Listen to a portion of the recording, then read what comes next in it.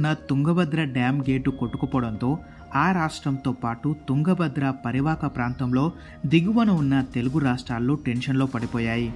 దీంతో కర్ణాటక రాష్ట్ర సర్కార్ అప్రమత్తమైంది.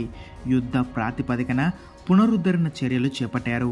భారీ వరద ప్రవాహంలోనూ సిబ్బంది పనిచేస్తున్నారు. అయితే గేటును పూర్తి స్థాయిలో ఫిట్ చేసేందుకు 5 రోజులు పట్టే అవకాశం ఉందని అధికారులు అంచనా వేస్తున్నారు.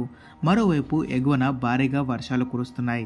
ఈ తరుణంలో వీలైనంత త్వరగా డ్యాం గేటు రిపేర్ చేయకపోతే 2009లో తుంగభద్ర కర్నూలును ఎలా ముంచేస్తుందో అలాంటి ప్రమాదమే మరొకసారి వచ్చే ప్రమాదం ఉందని అంతా భయపడుతున్నారు.